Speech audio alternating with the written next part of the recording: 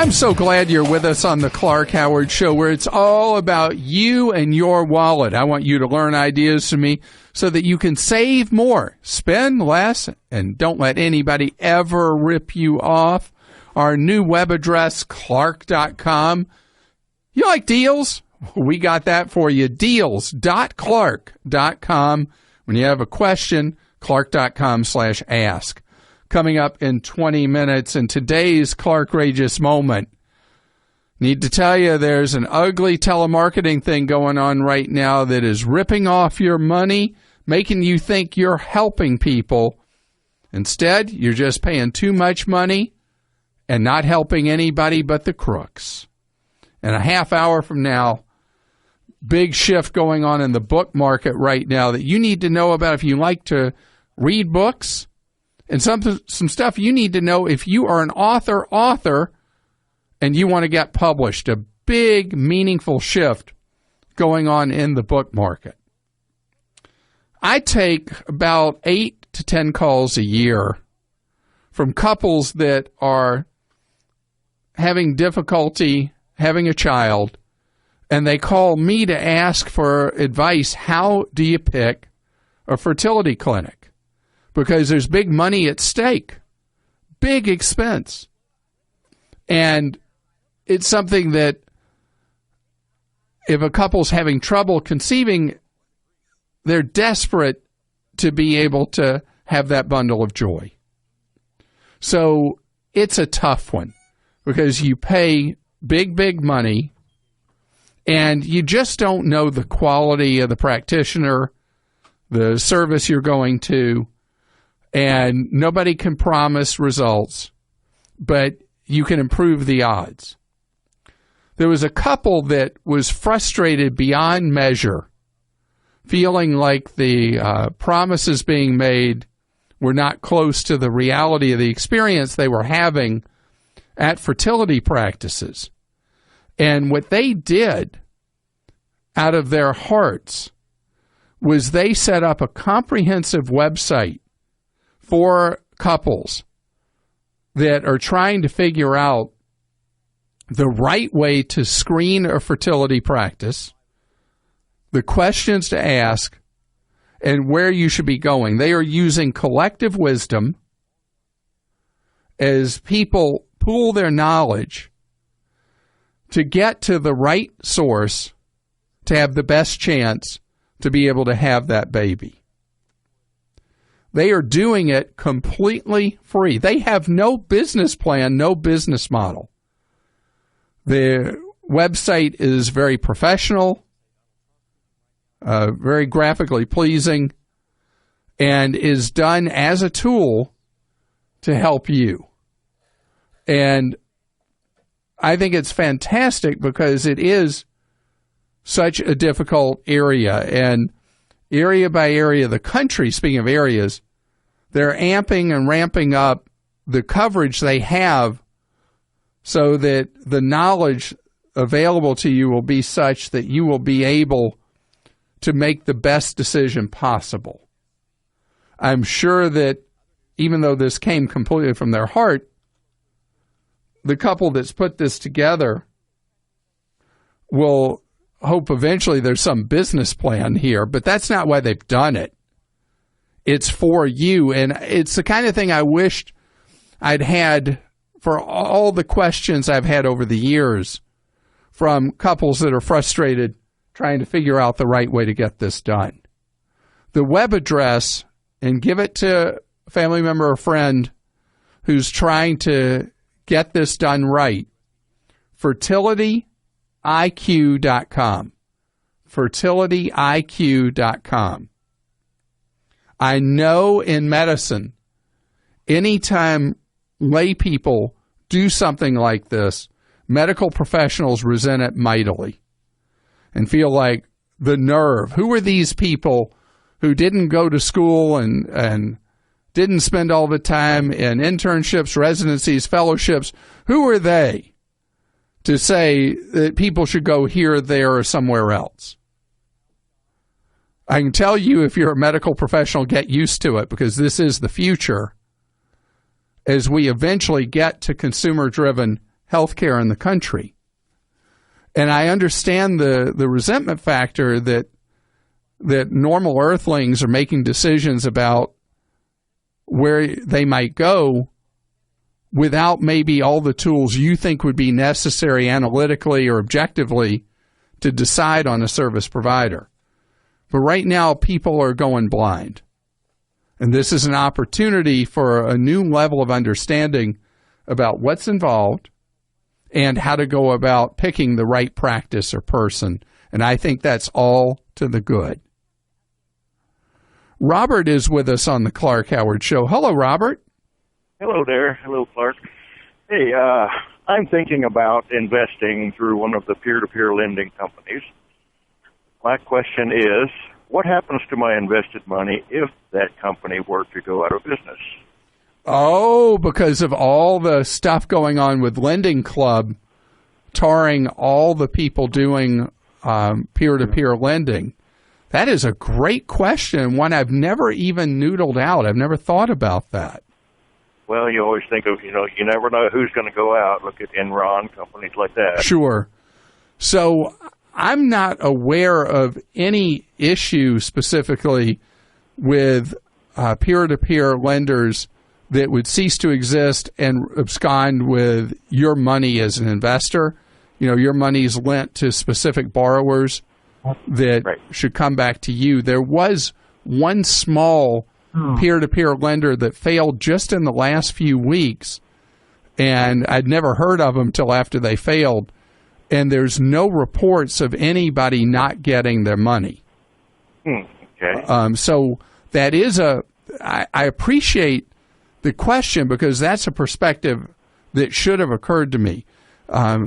Lending Club has gotten into trouble because they've decided that instead of doing classic peer-to-peer lending, for people who aren't aware, you put up money as an individual, and then the money you put up is lent to many different people that you choose to lend to based on their credit risk and profile, what interest rate they're willing to pay, and all that.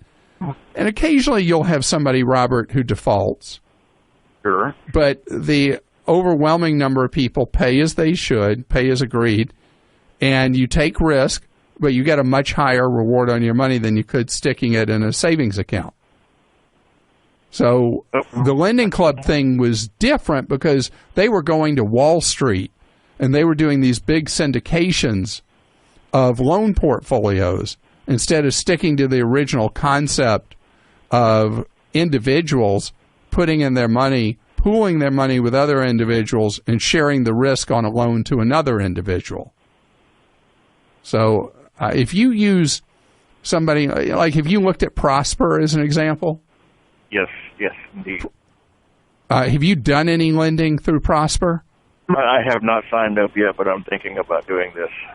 All right. I have never had a complaint in all the years I've talked about Prosper and Lending Club.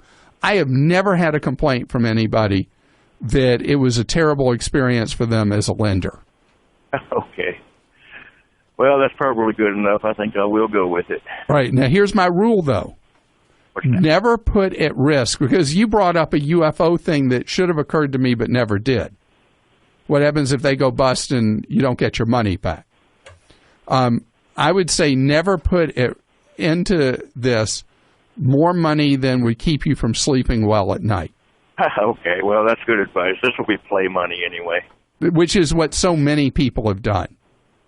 Okay. So I love the idea. And you, if you're listening to Robert and me, and as a borrower, what you should know is with these websites, you can go there, and if you have a need for money for your business or for a kid's wedding or to repair your car or to take credit card debt that you're paying too much interest on and maybe get a better deal.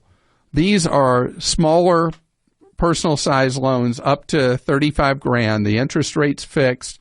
Usually borrow for 3 years, although sometimes you can borrow for 4 or 5, but I don't know anybody who does more than 5. And you just pay the money, and based on your credit profile and how much money you want and what it's for, it generates an interest rate that you're expected to pay.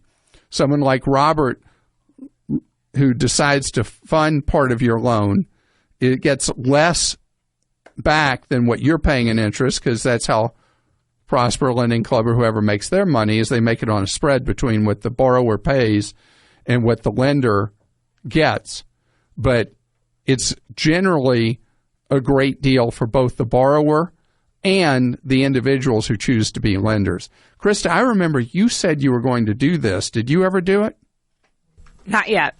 Oh, you've been intending to for how many years? I know. Busy life. Okay. Well, good luck, Robert. Nathan's with us on the Clark Howard Show. Hi, Nathan. Hi, Clark. I just have a question regarding my son who flies quite a bit, and I know you do. And several weeks ago, you mentioned about congestion and things you used to get, and he gets that now. And I just wondered if you had mentioned something when I heard you, and I don't remember what it was. I thought it was a spray or something, and it's just driving me nuts that I can't remember it. Yeah, what I do is I go to the dollar store, although you can pay much more if you wish at a chain pharmacy, and I get a saline spray. A saline spray. It's been very helpful to me with the amount of air travel I do. Mm-hmm. And the saline spray is just something, it like just keeps the nasal passages moist, because when you fly, the plain air dries you out. It leads to more likelihood of infections and stuff. And so using the saline spray has been very, very helpful to me. Other people use them and they say it didn't do anything for me, but it has been very useful for me. And you used it for a good while, didn't you? I still use it when I travel. Okay. Well, I knew it was something like that because you and my son have that two things in common. In addition to the flying, he also has a Tesla, and I thought that either one or the other was causing that congestion. So it definitely not the Tesla.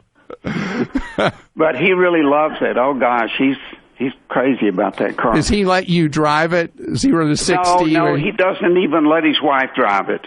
What? Okay, so I'm crazy about it to the point that a stranger will come up and start asking me, and I'll say, "Oh, get in the driver's seat. Let me explain to you how it works." Wow. One time I'm going to do that, and it's going to be the last time I see my Tesla, right? Right. Well, it's just like being in a spaceship to me when I'm in there. It's really something, but I appreciate it, and I'm going to pass this on to him and everything. All right. Well, best to him, and I hope that it helps with the nasal infections and stuff that he gets from so much air travel. You know, they're not called the germ tube for nothing.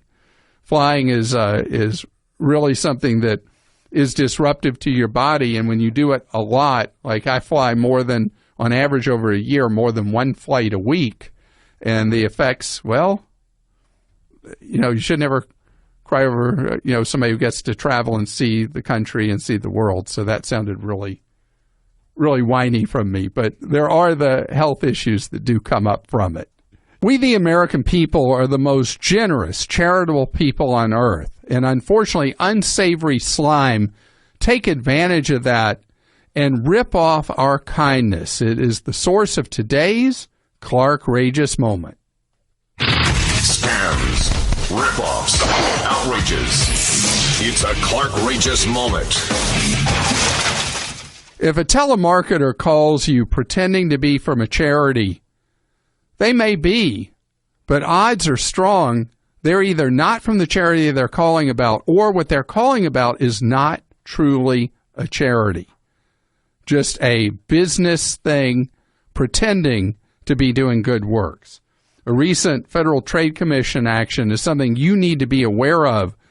It involves telemarketers calling people saying that they were selling things for the benefit of the disabled, operating under a variety of names. And these solicitations especially concentrate, according to the FTC, on selling light bulbs, trash bags, cleaning supplies, and that the money would be going to benefit people that were handicapped. Actually, the money was going to benefit the perpetrators of the scheme, with virtually no money at all ever going to anybody who is disabled, just a fig leaf of donations. So they would sell you light bulbs, 2 for $30. 2 for $30.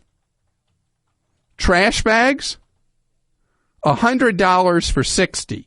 You can go to the warehouse club and buy 120 for $12.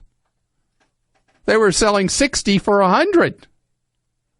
Light bulbs, gosh, even LEDs you can buy now $3 a pop. They were selling them 15 a pop. And then the money wasn't going to benefit what they said. Here's my advice to you. When somebody calls to solicit you to donate to a charity, to buy something supposedly to benefit a charity, you always say, I'm sorry, I don't buy over the phone, I don't donate over the phone, but I'd be happy for you to send me literature on your organization. Usually if you say that, the next sound you hear is Mr. Buzz. That's the dial tone. We don't have those on cell phones, do we? Call just clicks, dead. But you get the idea.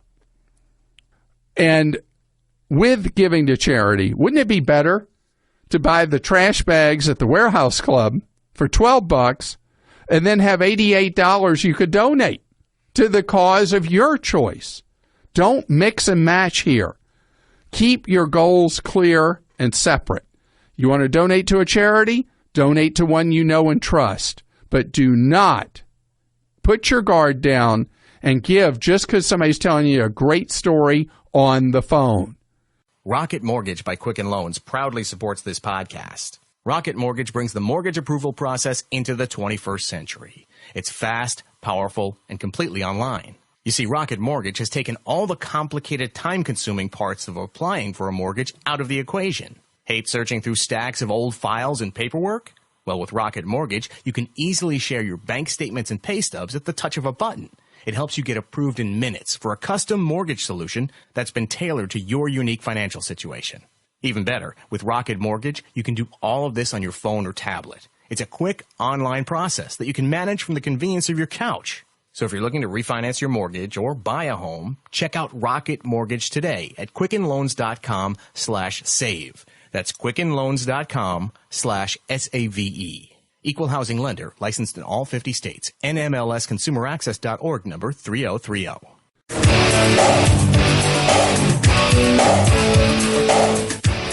I'm so glad you're with us on the Clark Howard Show, where the goal is to help you keep more of what you make.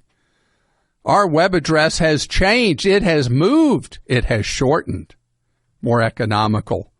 Clark.com, CLARK.com. When you have a question, clark.com/ask. And newsletters. Do we have newsletters?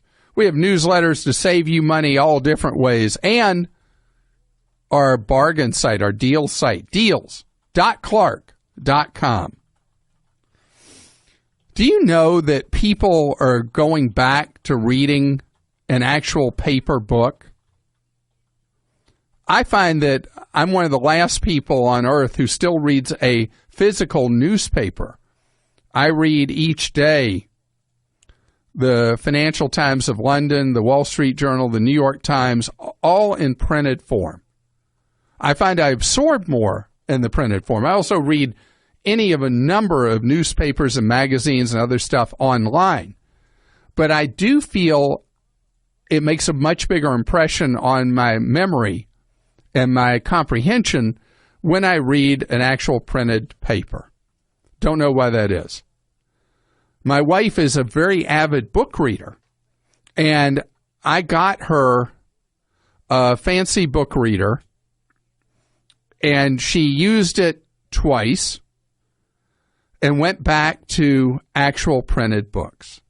She didn't feel the same experience reading on a tablet. Our producer, Krista, was a very early adopter of reading books online and that or on a tablet. That's the only way you read books now, right? Yeah, I have a Kindle Paperwhite, and I have to say that that's a pretty awesome device because in daylight, it looks the same. It really, to me, it's like reading a book at this point. I never thought I would convert over because I love to read and I loved paper books. But now that I can keep all my books on one device and it's so easy on my eyes, and at night the ambient light doesn't keep you awake, I'm totally into it. And now people are doing the opposite of you. They're going back, like Lane, to the printed form. There's something about the experience of holding the book in their hands that makes a difference. The only time that Lane still uses I forget which book reader I got her, but the only time she uses that, and she has to charge it because it hadn't been charged in forever, is if we take an overseas trip and she wants to take a lot to read. And since we travel with one carry-on bag each only, she doesn't have the room to carry the books, and she tolerates reading on the book reader. Well, that presents an interesting scenario. Do you know bookstores are opening again across the country? Independent bookstores that had long been given up for dead. This is happening not just in the United States, it's happening elsewhere too, that traditional bookstores are opening back up, but sometimes it's with a real twist. I saw an item in the New York Times about how the biggest bookstore in Paris that folded years ago and had floor after floor after floor of books now has reopened in a teensy tiny little space with no actual physical books in it. You come in to this, it's virtually a kiosk, and you look on a tablet and pick out not what book you want to read on a tablet, you pick out what book you would like to have physically, and then in under 5 minutes, you get a beautifully bound printed copy, and you can personalize it with a message if it's a gift to somebody that goes in it, and the book's printed on demand. Millions of books available. And I remember Borders, when it was in its dying days, was hoping that would be what saved them, as they had an on-demand printer, but they still had all that square footage and all that inventory and all those titles. But now, because of the tremendous advances in the ability to print, you now, because there are different companies competing for the business, you're able to go say, hey, I want this book, and there you have it right then and there. And you're able to have the choice of millions of titles all at once. Now, this creates an interesting thing for you if you're self-publishing. Because today, if you write something, you can self-publish, bam, immediately. It doesn't cost you anything to speak of. You have no inventory you have to purchase and all that. And so someone can buy your ebook. You get, through the selling of ebooks, you tend to get 70% of it. Whatever operation you're selling through, they take 30%. And it's just easy breezy. But now we have this complicating factor that I think is a potential advantage. If you are self-publishing, you don't have to print copies of your book to then hope you can sell. There's a gentleman I know who is a fantastic writer, self-publishes, and he goes around with books in the trunk of his car. And he sells them one by one to people. They'll say, hey, I love what you write. What you got now? And he'll sell them a book right out of the trunk of his car. Nobody's going to have to do that anymore, even if somebody wants a printed copy. There's so much opportunity out there. I just wonder, why aren't people doing that? Why aren't people who love books going out and renting a small space and putting in one of these instant printing presses and having these titles available to people? And who knew that it was going to flip, that we were going to migrate from printed over to electronic and now have this counter-revolution of a bunch of people saying, hey, the E is fine, but I want the real. Pam is with us on the Clark Howard Show. Hi, Pam. Hi. How are you? Very good, thank you. So we're talking about reading. You'd like to be able to see what you read clearly, wouldn't you? Yes, I would. I have worn glasses since I was 5 and contacts since I was 18. And I'm right there with you on the glasses. I've never been able to keep contacts in my eyes. Well, I wore them for quite a few years, had to stop for a few years because of some other issues. And now I'm back in them and loving them, but I would like to be able to order them a little less expensively. So that's kind of where I'm at. So what happened between when you wore contacts the first time and now wearing them the second time is there's been some real funny business going on in the contact lens business. It's not funny at all. The contact lens manufacturers have been engaging in ugly, ugly price fixing. And they have outlawed the discounting of the sale of their lenses. This all is because of a very lame Supreme Court decision years ago that gave manufacturers of goods wide latitude to engage in conspiracies and price fixing with competitors. So that is starting to fall apart right now. One of the biggest contact lens sellers has recently decided they're no longer going to engage in price fixing. So what I recommend is something completely backwards when you go to get get your prescription for contact lenses. First, talk with one of the discounters, like one of the online discounters, like, was it 1-800-CONTACTS or something? Mm-hmm. And then like Costco, that's a big seller of discount lenses. Find out which lenses they sell and what brands that they can sell free market price. And then when you go to get your prescription for your lenses, ask the doctor if he or she will write your prescription for one of these.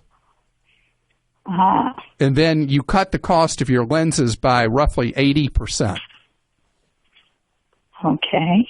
It's not like 20% or 50%. It's 80% cheaper. Well, I had a very strong prescription. Doesn't matter. So a lot of companies that don't make my diopter. No, there's enough competition left if you specifically know from one of the discount sources which ones they can sell free market. Uh-huh. The odds are that there will be a choice that even with a strong prescription, your doctor will be able to do it. Okay. So it shouldn't involve all that work. Price fixing should not be allowed in the first place, but it's the situation we've got now, so you have that one extra step. Okay. So kind of find the company that can sell it cheaper at the big discount and then ask for the prescription to be with that company. Exactly. That's exactly right. You just turn the whole process on its head. Grant is with us on the Clark Howard Show. Grant, you want to talk about glasses? Yes, sir. Hey, Clark. Hey. So I'm like you, love glasses, cannot wear contacts. And I've, for years, bought on and off from the internet when, this craze started roughly 06, 07, buying your eyeglasses online. And amazing deals, as you know. Then got a little older, turned 50 this year. And happy birthday. You look not a day over 35, though. Thank you. So needing progressives or bifocal, something like that for reading, basically. So my concern was, I guess, more of like just a comment. As I started researching it, going to optometrists and talking to licensed opticians at the boutiques, et cetera, I became more and more aware of kind of a thing to be seriously concerned about. Okay, let me tell you, I've heard this before. Yeah? I wear progressive lenses. Okay. And I have never had a problem with a pair that I ordered from one of the cheap online sellers. But what I recommend is a safe harbor till you're comfortable. Buy your first pair paying too much for them. Buy a backup pair from one of the discount online sellers.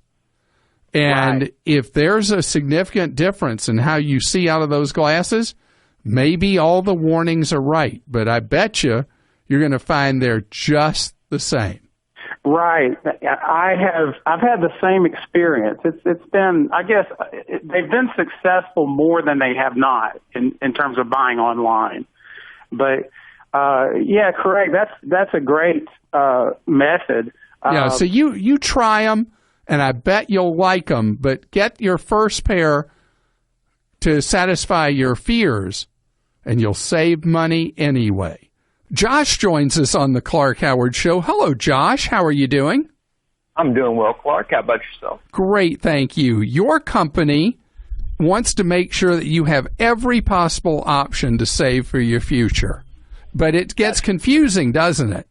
Yeah, absolutely. I'm really confused on which way would be the best choice. They allow me to choose between a 401k or a Roth 401k, and I'd really love your opinion on which one I should go with. So it's like a sliding scale. Okay. The younger you are and the less money you make, the more you want to do the Roth 401k.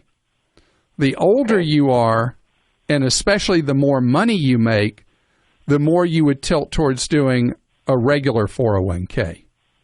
Because the thing about time, can I ask how old you are, Josh? Sure, I'm 28. Oh, 28. Then very heavily that would tilt you towards doing the Roth 401k. Because the advantage of having, let's say, nearly 40 years for the money to grow and have everything in your account be spent tax-free would very heavily lean towards you doing the Roth 401k.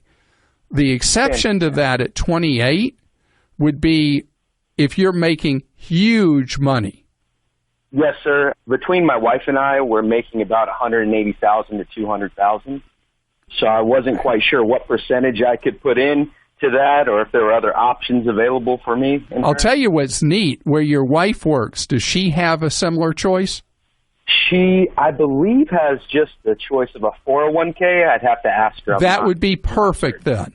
You mix and match. You let her do the regular 401k, you do the Roth. Because that lets you kind of hedge the thing. It also gives you this great flexibility that in retirement, you have a pre-tax pile of money and you have a post-tax pile of money. And based on how benefits are taxed and Social Security is treated in the era when the two of you retire, the flexibility of having pre-tax money available and post-tax money gives you more flexibility. Okay, so what would you suggest the percentage be that we'd save? As much as you can do till it goes past hurt. I want you to hurt just a little bit, not a lot of bit. Okay. But at an absolute minimum, at 28, I want you saving a dime of every dollar you make. Yes, sir. Thank you so much. I have another question. Is that okay? Sure. I was wondering, is it possible or even a good idea to open a Roth IRA separate from work? Absolutely. Because if you save at work, company match, yes, no? Yes, sir. So you pick up the company match. If you also set up a Roth IRA, the more money you and your wife save at young ages, in your 20s and 30s, the more freedom you buy for yourself later in life. And if the two of you become maniacs at saving money, it means that somewhere late 40s to early 50s, if you wish, you can bag work or cut back on work. Wow, that would be fantastic. and you have the option in your 20s of making that happen. Wow. Thank you so much. I have one last question for you, if it's okay. Sure. My wife and I are saving to buy a home right now, and it's coming up within the near future, I'd say a year's time. Is there a way that we could put that money to use while we're saving? Any way to make a return on that? Nope. Okay. Dull as dishwater. Earn 1% on the money with an online bank. Yes, sir. Go to bankrate.com, click on their best savings rates nationally, open one of those online accounts, earn your 1%, and that's all you can do right now is earn a pitiful return. You cannot invest, though, because investing by its nature means you could lose money. You can't afford to put the money at risk in the short term that you need for a short-term thing like a down payment on a home. You know, when you're going to buy a car, pricing information is great and necessary, but there's more to doing it than just the price. There's the actual buying experience. If you want to enjoy a better one, you should go to a True Car certified dealer. They're there to help you find the car that you want, and they're also what make True Car unique. With True Car, you can connect with a local certified dealer that you choose, so you can lock in a guaranteed savings off the MSRP and enjoy a totally better buying experience. And by better, they also mean faster. Over 2 million cars have already been sold to True Car users who have visited their True Car certified dealer. And there are over 11,000 True Car certified dealers nationwide, so it's probably pretty easy to find one near you. And check this, for a new car, average True Car users save $3,279 off MSRP. All right, so you're probably wondering, how do I do this? It's easy. Just go to TrueCar.com or, right there on your phone, download the True Car app. You can find the car you want, see the True Car pricing curve, which shows you what other people in your area paid for the same car, and that way you can know you're getting a good price and feel confident. Then you'll get a guaranteed savings certificate from the True Car certified dealer. Go to the dealer, and your guaranteed savings off MSRP will be honored, and you enjoy a quick, easy experience. How's that for car buying? So when you're ready to buy a new car, or even a used one, visit TrueCar.com or download the TrueCar app and enjoy the better car buying experience. Some features are not available in all states.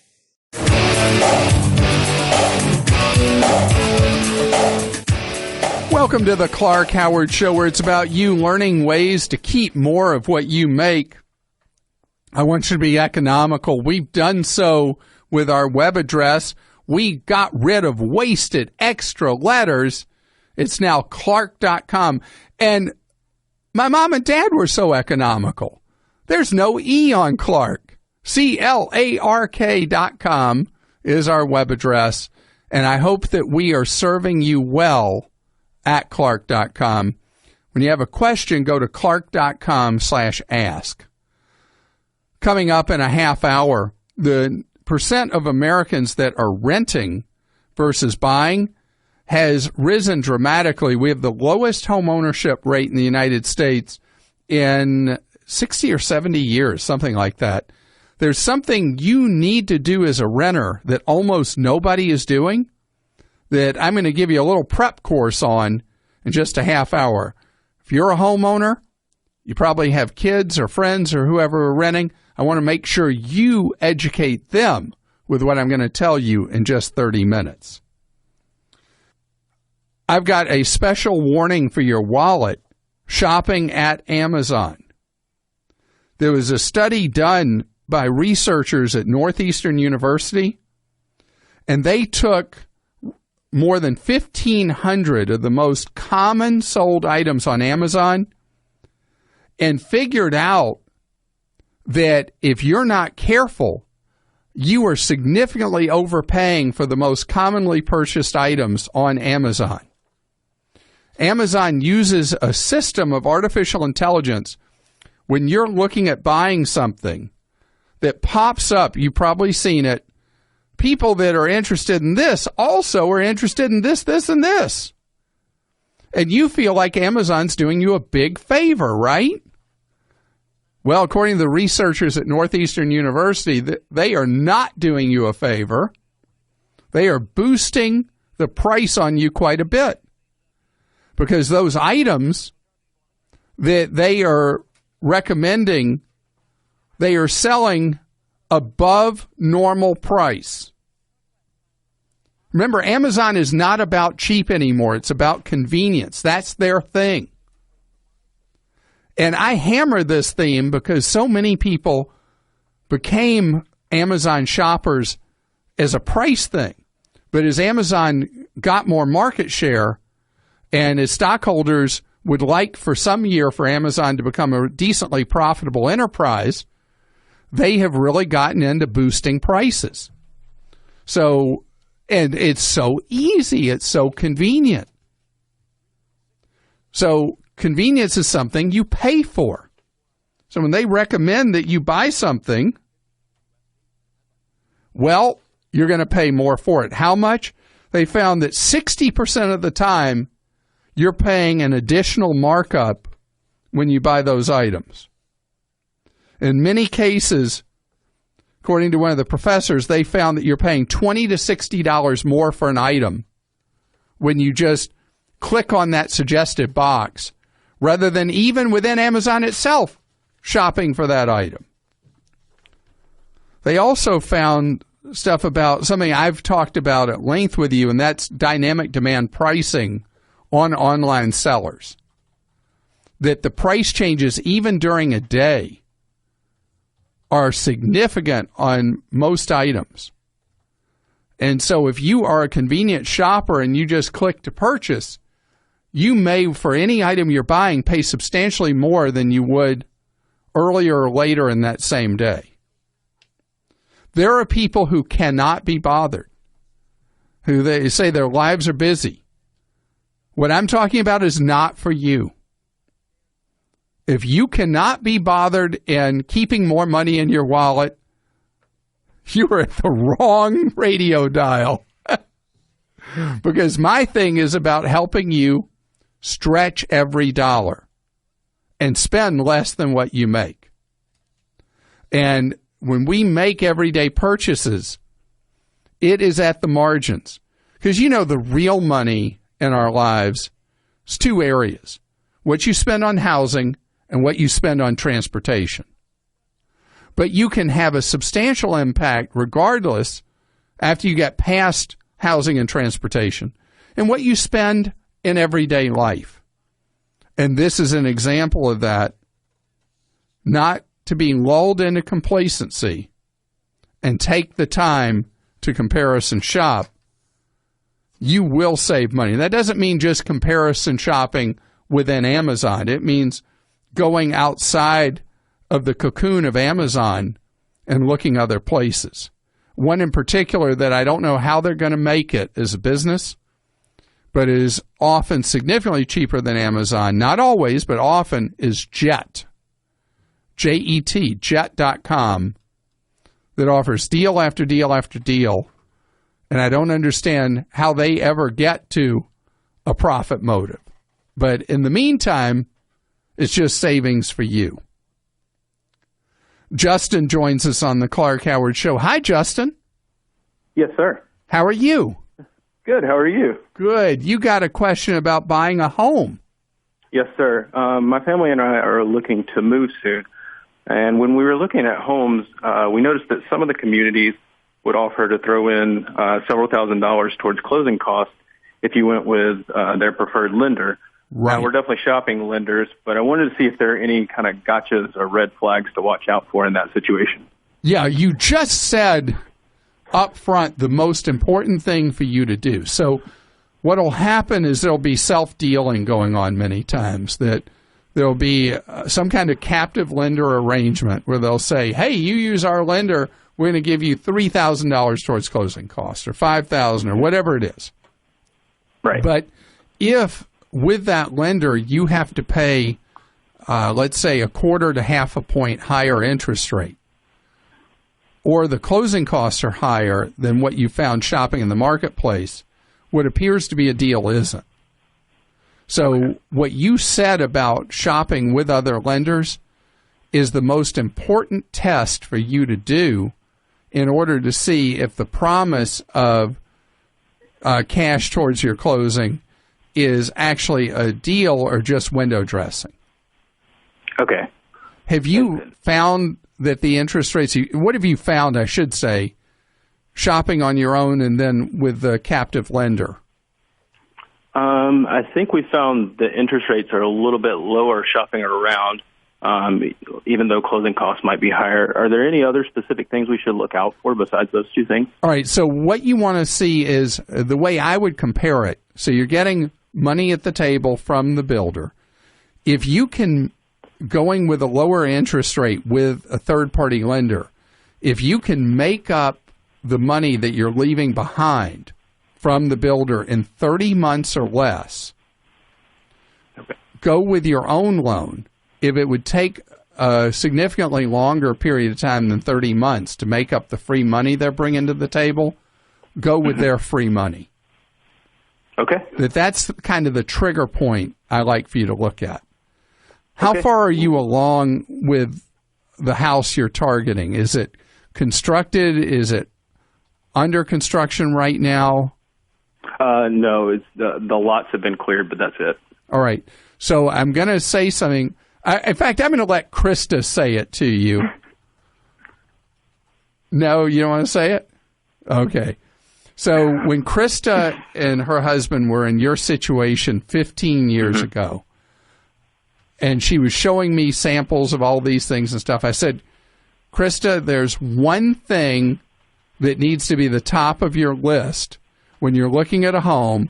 And you are willing to speak. All right, fine. It was well, you told me it was several things. Like the HVAC was a huge one that you said you want to get a really good heating and air system, and, the plumbing, like just the things you can't see. Yeah, Krista was obsessed with this particular granite for her countertop. Mm-hmm. And I said, well, Krista, what's the energy efficiency of the air conditioning going in the house? And what did you do? You laughed at me. I didn't laugh at you. Yes, you did laugh at me. But you said to me, I remember you said to me back then, I wanted stainless steel appliances. And I was like, I'm going to get them. And you were like, Krista, they're on their way out. You do not want to get those. I was wrong. And I insisted. But yes, no, you are so right. Like when we bought our most recent house, which was not a new house, I mean, the things I cared about, I just wanted to know the ages of all the furnace, the HVAC, the roof, all the things that you really end up caring about once you get bitten by them. So here you are in a new house that's going to be built for you. If you're going to pay any extra money for anything, there are two things I'd want you to look at. One is pay for an upgraded insulation package on the home, because to do it when it's under construction is so dirt cheap. And you might need a smaller capacity air conditioning unit and heating unit by properly insulating sticks up. Right. And then on the heating and air conditioning system, maximum efficiency on it. Okay. So you didn't ask me about any of that, but as somebody buying a new home, I just had to get that in there. On an older home, do you recommend getting specialized inspectors to check those out? Specialized inspectors. So if you buy an older home, having an inspector who has credentials, where they like somebody maybe who has an engineering background, someone who's been through a clear, meaningful training program to be an inspector, I think are necessary steps. And so you're considering either buying new or buying a used one? Yes, sir. All right, you get more for your money buying used in a home, probably even more advantage buying a used home than often with a nearly new car versus a new car. So many more square feet for $1. Dacus is with us on the Clark Howard Show. Hi, how are you? I'm good, Clark. How are you? Great. We're going to talk about, I always pronounce this wrong. Which app for the phone are we going to talk about? You want me to say the name? Yeah, because I always mispronounce it, so I'll let you mispronounce it. I'm going to mispronounce it for you. Cacao? That's how I say it. My wife says it's cacao. Okay. You say cacao, she says cacao, so that automatically means it's cacao because she's your wife and she's always right. That's correct. So explain to your fellow listener what this does. Well, it basically allows you to travel overseas, use your cell phone, and not use any data and not use any, it didn't cost anything. She was gone for almost a month. She got off on the airplane. She put it in airplane mode. She then turned the phone's Wi-Fi back on, and we had video calls and audio calls every night without a single charge. It's fantastic. There are probably 8 or so of these apps out there that range in popularity. This one's very big in Asia, Kakao, whatever. And Cacao. Okay, Cacao.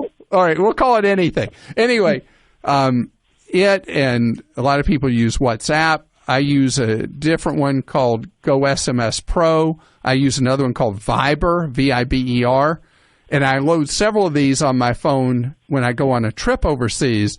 So if one of them's not working, another one seems to be working. Yes. So it's a great idea. These apps are wonderful. The cell phone carriers hate them. I know.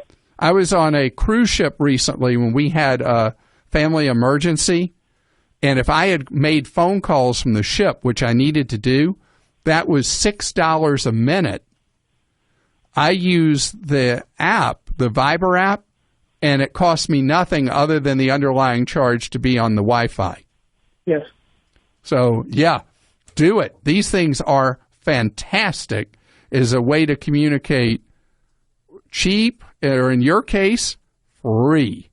Brad is with us on the Clark Howard Show. Hi, Brad. How you doing, sir? Great. You have reserved the new discount Tesla. That's correct. So were you waiting at your computer like all the people who ordered them sight unseen, or did you ponder for a while and then order the discount Tesla? 60 seconds after it was available all the way on the East Coast, I clicked the button.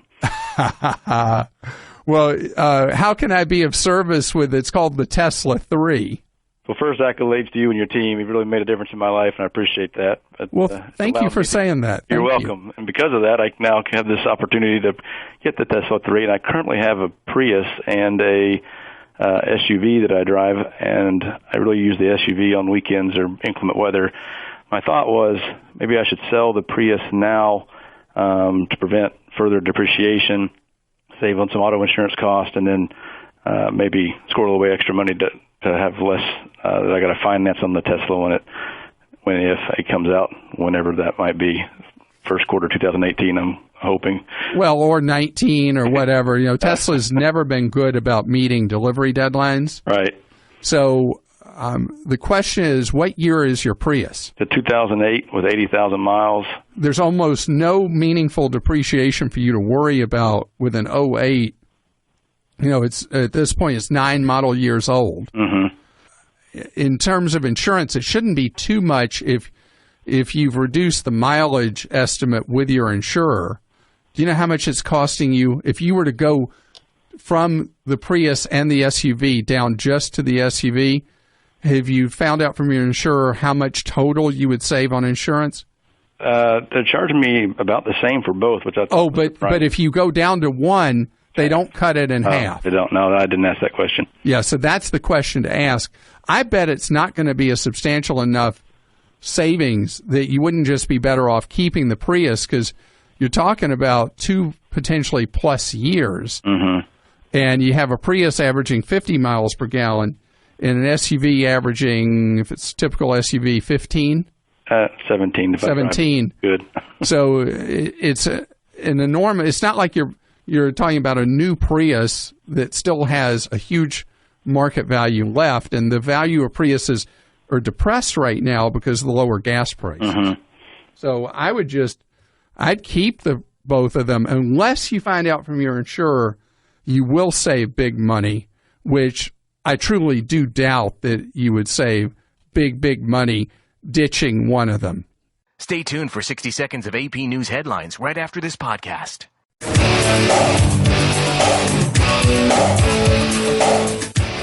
I'm so glad you're with us on the Clark Howard Show, where you learn ways to save more and spend less and don't let anybody ever rip you off. We're going to talk about you ripping yourself off in just a second. Our new web address is clark.com, CLARK.com. When you have a question for me, go to clark.com/ask. We got to have a conversation here. The percent of people renting in America versus owning a home is the highest it's been since, I think about World War II. It's forever ago. And a lot of people who are renting now don't look at renting as a way station to home ownership. They don't want to own a home. Either they've never owned one and have no desire, or owning a home ended badly. They're done with that. If you are a renter, there's something that I want to play a scenario for you right out of my own head, okay? Over the years, on TV, during the news, there will be segments about an apartment fire. And it could be any apartment fire anywhere in the country. And the stories will always end with the reporter saying, the Red Cross is providing temporary housing for the people whose apartments are now damaged or unoccupiable from the fire. And then maybe a reporter will go on to say, and no one had renter's insurance. Because the truth is, almost nobody ever buys renter's insurance. People buy homeowner's insurance when they buy a home because you're required to. You must. You have to. But when you're a renter, people just don't do it. And here's the funny thing. Homeowner's insurance can be expensive. Renter's insurance is dirt cheap. And costs like nothing. There was an industry survey that found that a big percent of people believe that renter's insurance is a giant expense. It's not. You know, it's $120 a year and up? Okay, here we go. $144 a year is the average cost for a renter's insurance policy. How'd you find that so quick, Joel? You could tell I was stammering for an amount. Our producer, Joel, just bam, like that, produced it. I think you'd all be fine without me here, Joel. We could make it the Of course Joel. not. No, that would be awful. People don't want to listen to that. You sure? You got a better voice for radio than I do. Anyway, the renter's insurance thing is so easy, so cheap, and it protects your stuff. Let me give you an example of protecting your stuff. So you think about, well, I live in a great building. They got good security. Nobody's going to steal my stuff. What happens if water damages it? Do you know that if there's some kind of problem in the building and your place gets flooded, that unless somebody's been negligent, you're on the hook for all your stuff that gets damaged or destroyed or whatever by water? There are so many circumstances like that. A fire, like I mentioned. What happens if somebody's over at your place and they get hurt? They might sue you. You may say, well, I have nothing. What if you do have something? Spend the $10 or $12 a month. Get it done.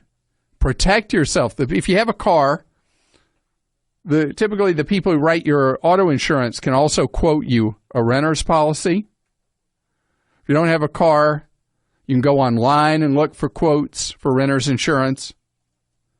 And usually it'll be cheaper to do that than for landlords. It can be a profit center selling you renter's insurance, and their insurance usually won't cover as much. So you want to own your own policy. I'm not asking you to do a lot. I'm asking you to spend a tiny amount per day to provide a level of protection for you through thick and thin. Christopher's with us on the Clark Howard Show. Hi, Christopher. Hey, Clark. How you doing? Great, thank you. Christopher, you are in your 20s, and you're looking at saving for your future.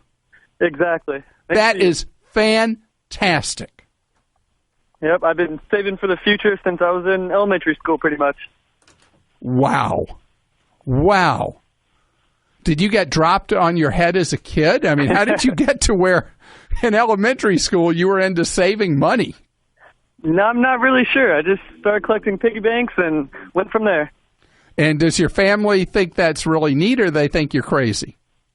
My brother probably thinks I'm crazy, but my parents are very happy. So be careful later in life. Your brother's going to be coming to you to borrow money. That's okay. Take All care right. of my family. So what exactly are you thinking of doing that maybe I can be of help with?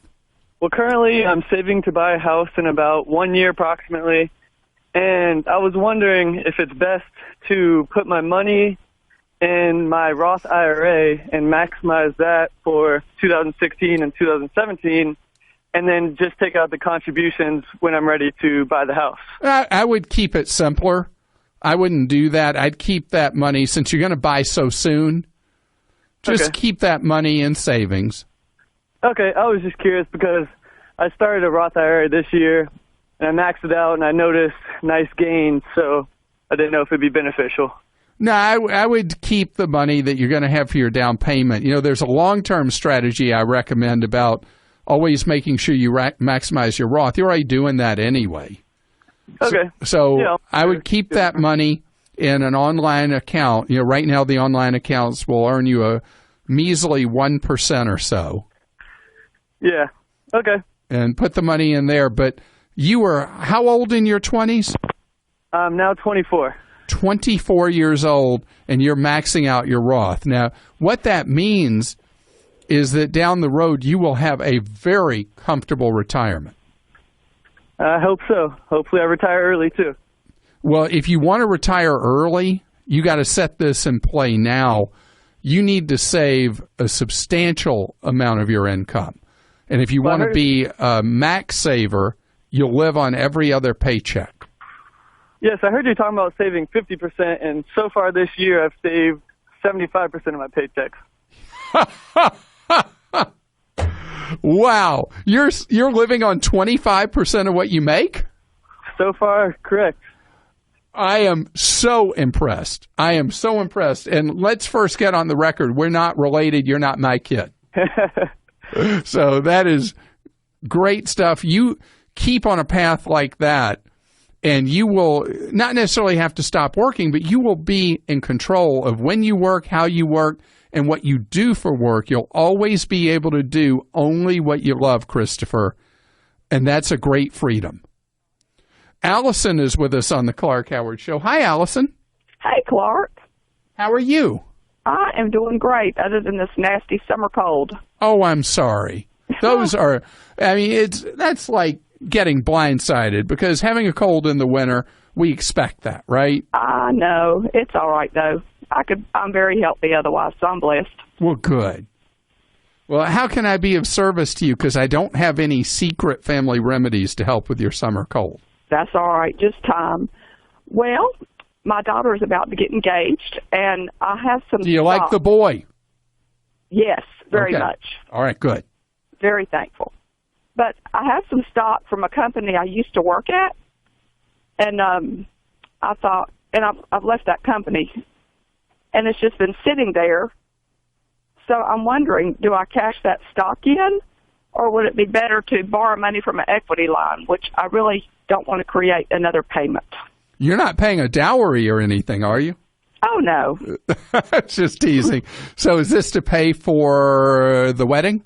The wedding. And it's really, well, my husband thinks it's crazy, but it's really not a lot. I mean, I can tell you it's about $10,000, which in this day and time is probably, to some people, not a lot for a wedding. That's a tiny fraction of the average cost of a wedding in the country. It is. And my daughter's stressing out about it, and I said, use your resources. This is it. Okay. So the stock you have, if you were looking at buying a stock today, would you want to buy that stock that you have from the former employer? Is it one, I really believe in that company, they're going to make a lot of money over time? Or is it one that you would say, nah, I'm not even sure why I still own it? Well, honestly, to be honest with you, I don't know that much about stocks. Okay. This is a very reputable, I don't know if I can say the company, but it's a very reputable drugstore. I used to work for a company that this drugstore owned, the company I work for, so everybody's heard of it. Okay. I probably had the stock. I worked for the company 2 years. I didn't even realize. They said, do you want to contribute to the stock option? I said, sure, why not? Didn't have a clue how much I had when I left after 2 years, and it was like $9,000. I'm like, wow. So it's grown to about I have the 12,000. name. I have the name of the retailer. Yeah. And they're considered to be a very well-run operation, but that doesn't mean that the stock is going to necessarily do well over time. It very well might, but if the choice is between selling the stock and borrowing money against your home to pay for the wedding, if you sell the stock, you're going to have to pay tax on the gain you've had on it. Okay. So you're not going to net out the full amount because you'll have to pay tax. But Right. the tax will be what's known as capital gains tax, which is a more favorable tax. If you borrow on the home equity line, you've now reduced the net value of the equity in your home. So there's not a right answer to it. But if stock is not your normal thing and you got this stock just in one company, that would make a good argument for selling the stock and using it to pay for the wedding. Okay. I just don't want to create another payment. That's the reason I was thought about selling the stock. So I think I will do that. Do you have to sell everything you have in order to pay for You it? mean all my savings or whatever? Yeah, all the stock. Like, how much is the stock worth in total It's about today? 12 right now. So, all right, so let's do it. So you going to pay all 10 grand, or are you going to pay a portion of the 10? No, that's pretty much what we're giving her, 10 grand. She's All right. 20. She'll be 27, so she's an adult. She works. So do this. Sell 10 grand of the stock. At least you'll be keeping almost 20% of what you had in it. And you can ride it in the future and ride with it up or down or sideways, whatever it does, versus selling all of it. Okay. And that way you'll still have some stake in the game of this former employer, and you'll have come up with the money without owing anybody anything for her wedding. Okay. And the most important thing is you like the guy. I do. He's very nice and responsible, and he actually works. We've had one son-in-law that did, so I'm thankful. You had one who just sat around and loafed? Well, I guess it's a lot better to have one who actually gets up in the morning and goes and does something. So I hope the wedding is absolutely fantastic. Luis joins us on the Clark Howard Show. Hi, how are you doing?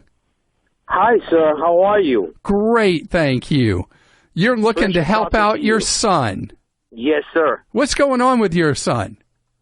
Oh, I don't know. How many times I tell him to save money and do a Roth IRA or an IRA, he just looks at me like I have three heads. Well, he's young and he's not thinking about the future. Exactly, and that's what I probably don't have the temper or the patience to explain to him what good would do for him to start at 23. I'm not sure about a Roth IRA, but I just heard you from the other person that called that, a Roth IRA will be best. Well, at 23 years old, a Roth would be fantastic. But if he's not of a mind to save money, he legally controls that account. And even if you put money in for him into a Roth, you got too much chance he's just going to blow that money. Yes, you're right about that. Well, he keeps throwing me ideas that he wants to buy a house, he wants to buy a thing, stuff like that. So I said, you have to start from saving some money. And I guess, I was thinking about helping him with a Roth IRA, at least the initiation. So I just wondering. All right, can I tell you a suggestion? Yes, sir. If you just put the money in, he doesn't value it at all. What if you offer what I call the daddy match, where you say, okay, you're not really with me on this saving money thing, but I believe in it through and through, and I believe in it so much, son, that for every dollar you'll put up into a Roth IRA, I'll match with $1.